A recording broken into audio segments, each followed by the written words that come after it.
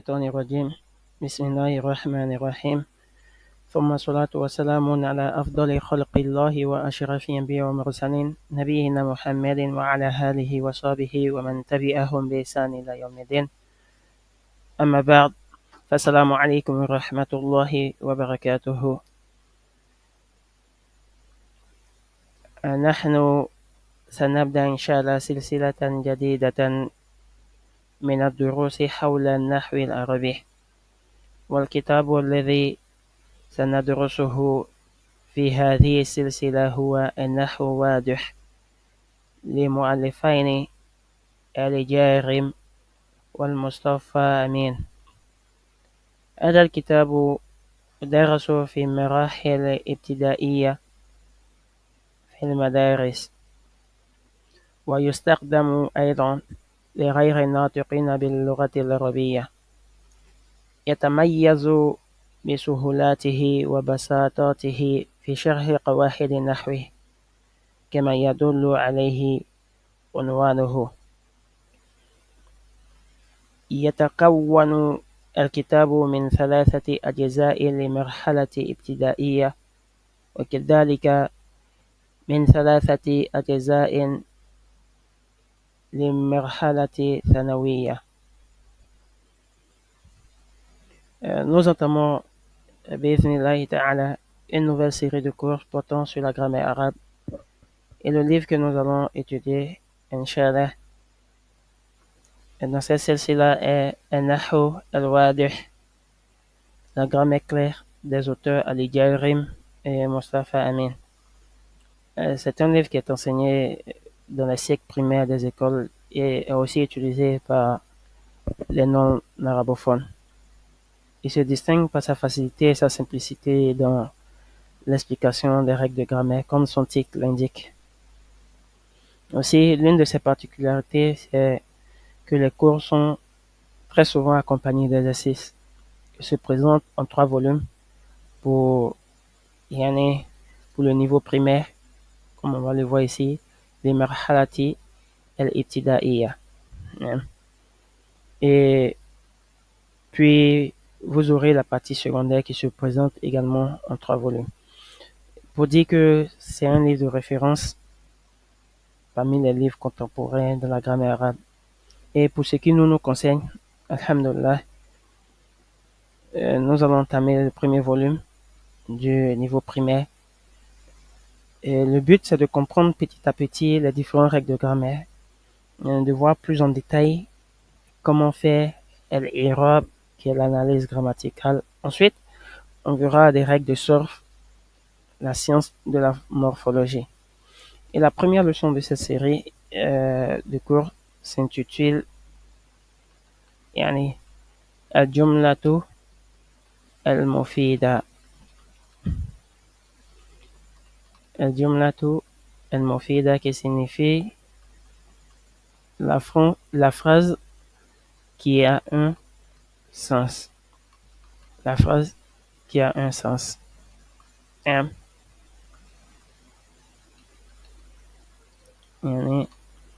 هذا هو الدرس الأول من دروسنا، وعنوانه الجملة المفيدة. Et la méthodologie du livre, c'est de mettre l'accent sur les exemples. C'est de mettre l'accent sur les exemples, comme on peut le voir ici, al-amthilatu. Il a dit que بالمثال يتضح الفهم. Il a dit que la compréhension devient plus claire avec les exemples. Et la première phrase ici, c'est al-bustanu jamilun. Le jardin est beau. La deuxième phrase, c'est al-shamsu tali'atun. La troisième phrase, c'est shamma aliyun wardatan. La quatrième phrase, c'est qatafa muhammadun zahratan. La cinquième phrase, ya'ishu samaku fil ma'i. Et la dernière phrase, c'est yakthurun nakhilu fi misra. Et ici, al-bath, c'est qu'est-ce qu'on retient de tous ces exemples-là afin de terminer ici al-qawa'id, afin de tirer la règle de de grammaire qui découlent de ces exemples et des remarques que nous avons eues, que nous aurons à faire. سنقرأ إن شاء الله باللغة العربية سنشرح أيضا باللغة العربية وهكذا باللغة الفرنسية. On a dit, l'explication va se faire un peu en langue arabe et également en français بإذن الله تعالى. L'auteur ou les auteurs ils nous disent إذا تأملنا التركيب الأول وجدناه يتركب من كلمتين إحداهما البستان والثانية جميل. Il dit, قال المؤلف إذا نظرنا إلى الجملة الأولى البستان جميل البستان جميل نجد أنها تتكون من كلمتين وهما البستان وجميل. Il dit si on analyse, si on examine التركيب هو يعني la composition des phrases ou la structure des phrases. Si on analyse la structure de la première phrase qui est là, on constate qu'elle se compose de deux mots qui sont el-bustanu jamilun, qui signifie le jardin, el-bustanu jamilun est beau. Et il dit فإذا أخذنا الكلمات الأولى وحدها وهي البستان لم نفهم إلا معنى مفردا لا يكفي للتخاطب. Et si nous prenons le premier mot qui est ici, el-bustanu, nous ne comprenons qu'une signification simple, ce qui est insuffisant pour la communication. Si on dit tout simplement el-bustan, si quelqu'un vient vers nous et puis nous dit le jardin, on ne va sans doute pas comprendre parce que la personne aura prononcé qu'un seul mot. Et ce seul mot-là ne suffit pas pour faire une conversation, ne suffit pas pour que l'on puisse nous comprendre. Et ceci n'a aucun sens, comme on le dira, ce n'est pas une façon de parler. Et dans la langue arabe, comme dans de nombreuses autres langues, la communication complète nécessite souvent plus qu'un seul mot. Prenons encore le deuxième exemple pour comprendre. El-shamsu tali'atun. Le mot el-shamsu, ça signifie le soleil. Si nous disons simplement le soleil, l'information est incomplète car nous ne savons pas ce qui est dit à propos du soleil. Et si on dit tali'atun, le soleil brille, on dit l'adjectif briller tout simplement. Nous ne savons pas ce qui brille. Il en va de même si nous disons, par exemple, Shamma Aliyu Wardatan. Si on prononce que Shamma Aliyun, si on prononce que Shamma Aliyun, la phrase n'est pas complète. On dit Ali a senti. Qu'est-ce qu'il a senti Wardatan? Il faut au moins deux mots, on l'a vu, ou plus. Souvent, deux mots ne suffisent pas pour que l'on puisse nous comprendre. La personne à qui on le dit, tu dis Shamma Aliyun, Ali a senti. On ne sait pas ce qu'il a senti. La personne à qui on le dit ne va pas cerner le sens complet de ce qu'on veut exprimer. Et l'auteur nous dit وكذلك الحال إذا أخذنا الكلمة الثانية وحدها وهي جميل. C'est de même lorsqu'on va prendre jamilun, quelqu'un vient vers nous et puis nous dit jamilun, beau. On ne va pas cerner le sens de son message.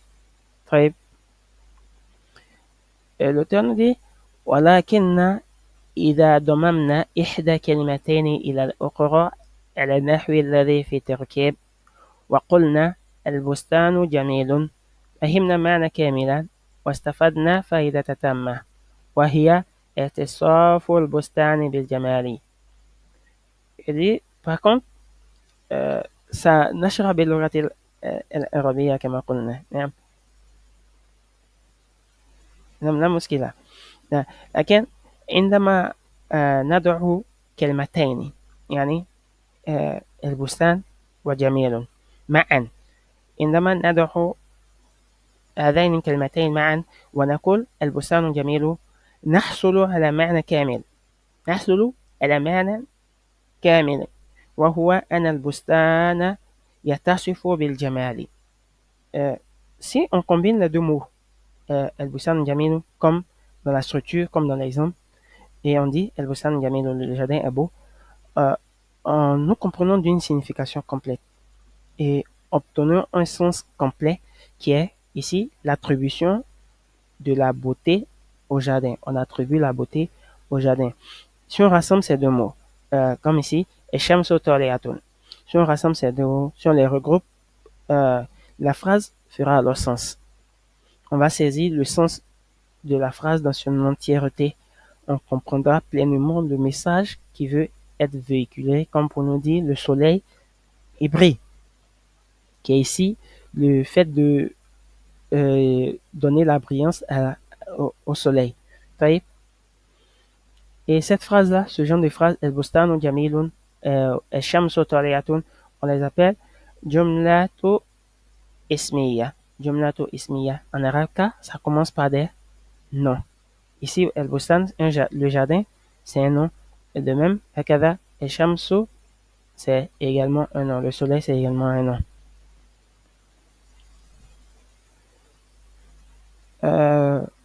ولذلك يسمى هذا التركيب جملة مفيدة. نعم، لذلك نسمي هذا التركيب جملة مفيدة. وكل واحدة من الكلمتين تعد جزءا من هذه الجملة. وكل كلمة فيها في هذه الجملة جزء من هذه الجملة، جزء منها. طيب، c'est pourquoi on dira cette structure est appelée la phrase qui fait sens, une phrase complète, et chaque mot de cette phrase est une partie de la phrase. Et on dira de même pour les autres exemples comme Shamma Aliyun Wardatan, قطف محمد ذرة، يعيش السمك في الماء، يكثر النخيل في مصر إلى آخره. نعم. وبهذا نرى أن كلمات واحدة لا تكفي في التخاطب، وأنه لابد من كلمتين فأكثر حتى يستفيد الإنسان فائدة تامة. Ainsi, نقول نستنتج من هذا أن كلمة وحدها لا تكفي للتواصل. كلمة وحدها لا تكفي للتواصل، بل نحتاج إلى كلمتين أو أكثر لنحصل على معنى كامل. Ainsi, on voit qu'un seul mot ne suffit pas pour faire la communication. Yani, ne suffit pas pour se faire comprendre ou pour comprendre une conversation. Il faut au moins deux mots pour que la phrase fasse sens.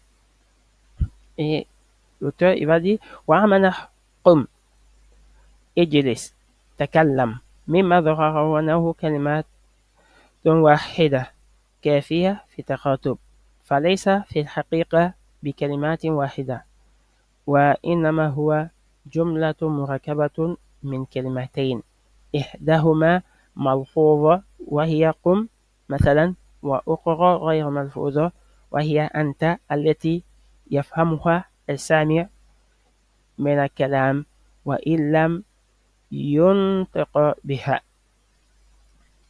وقال المؤلف أما الكلمات مثل قم واجلس وتكلم التي تبدو كأنها كلمات واحدة، فهي في الحقيقة جمل مكونة من كلمتين، واحدة ملفوظة مثل قم، وأخرى غير ملفوظة وهي أنت التي يفهمها السامع بدون أن تقال.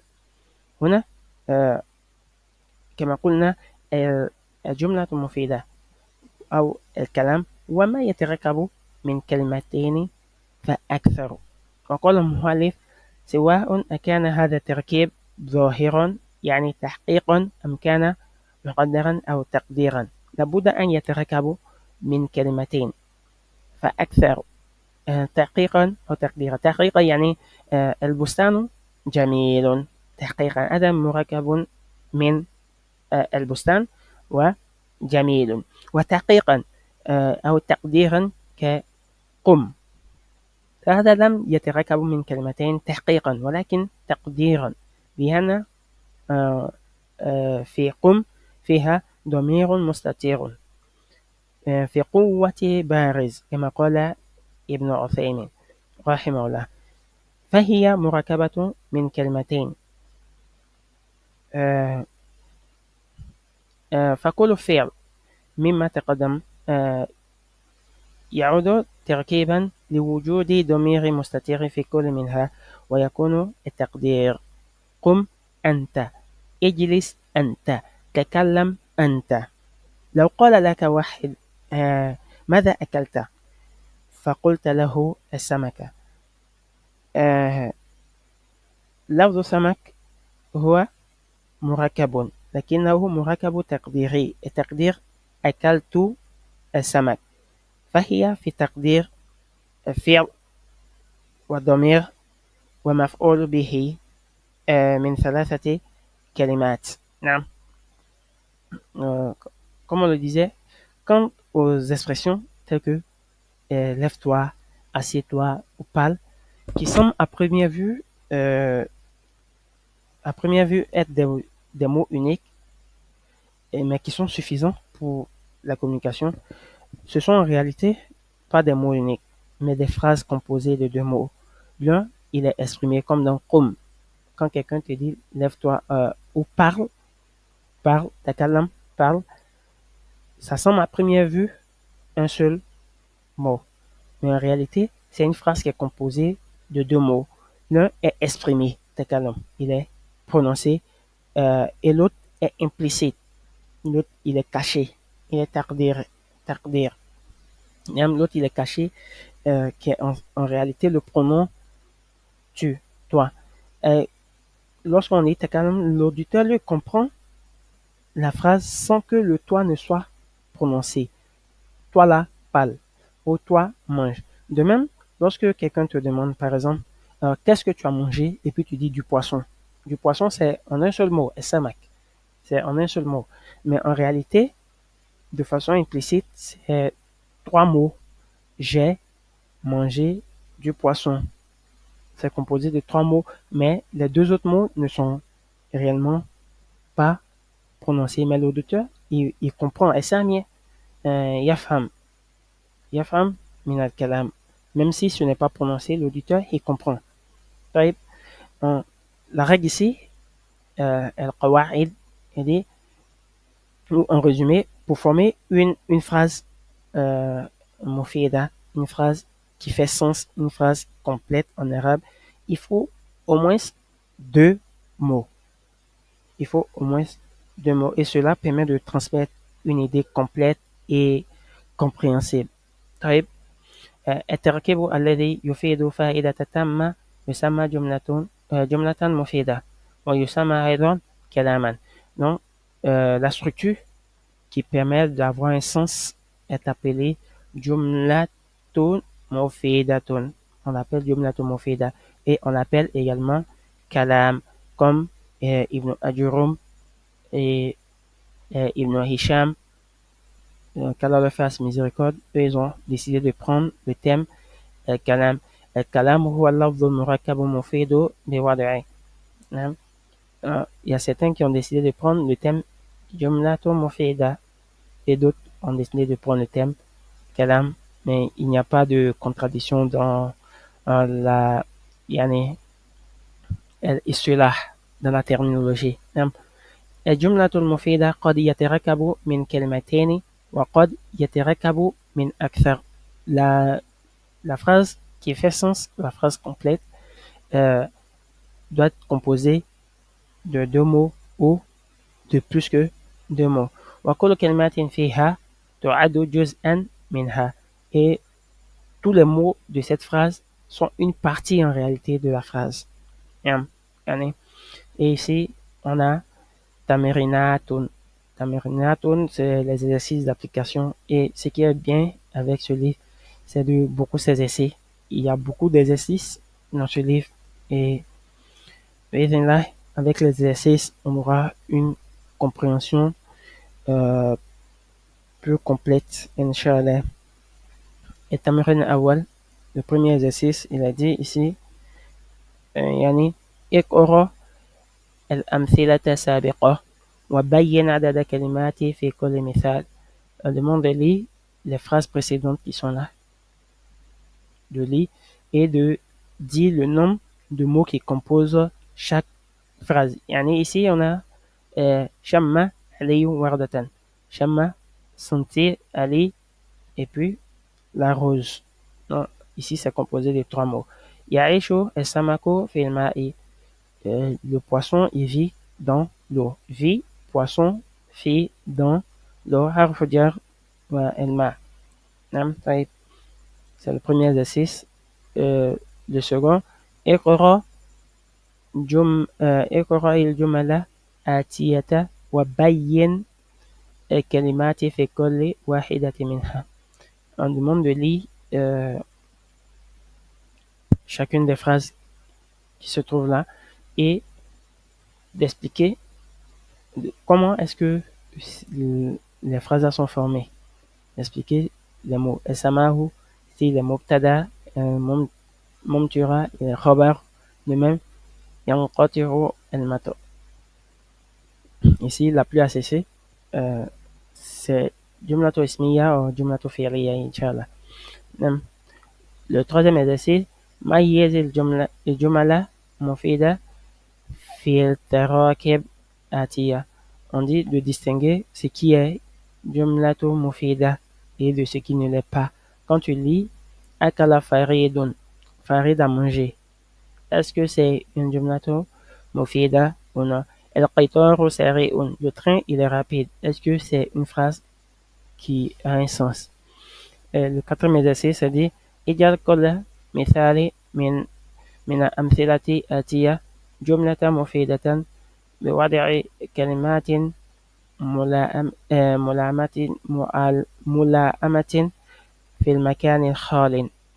On demande de compléter ces différentes phrases-là, les vides, avec des mots qui vont permettre de faire sens ici, Inch'Allah. Oui, ici, on a El-Waladu, Nukta Nukta, El-Fakihata. Le garçon, point, point, point, la pomme. Alors, qu'est-ce qu'on peut mettre ici pour que ça fasse sens? Ici, on a El-Qamaru, Nukta Nukta Nukta, El-Sama, El-Qamaru, point, point, point, le ciel. Qu'est-ce qu'on peut mettre ici? Le cinquième exercice, ذكر الله كلمات من الكلمات آتية في جملة مفيدة مركبة من كلمتين. On dit de faire des phrases avec ces différents mots, des phrases de deux mots, des phrases de seulement deux mots. الحديقة, الشجرة, الأزهر, الشمس إلى آخره. نعم. ثاني، ذكر كلمة من الكلمات آتية في جملة مفيدة مركبة من أكثر من كلمتين. On demande de faire des phrases avec ces différents mots. الماء, الفاكهة, يلعب, يركب, avec ces différents mots-là, dans des phrases de plus de deux mots. De plus de deux mots. Ouais. Et le dernier exercice, آتي بثلاث جمل كل واحدة منها مركبة من كلمتين. On demande de donner trois phrases qui comportent deux mots. وبثلاثة كل منها ثلاث كلمات. De donner trois autres phrases qui comportent trois mots. ثم بكل منها أربع كلمات. Et de donner trois phrases qui comportent chacune trois mots, Inch'Allah. Alors, c'est la fin de ce cours, bismillahi. On va se retrouver demain, samedi. On a dit ces cours, c'est vendredi, samedi et dimanche à 20h30, Inch'Allah. 30 minutes de cours pour pouvoir avoir une petite compréhension des règles de grammaire en langue arabe. Assalamu alaikum wa rahmatullahi wa barakatuhu.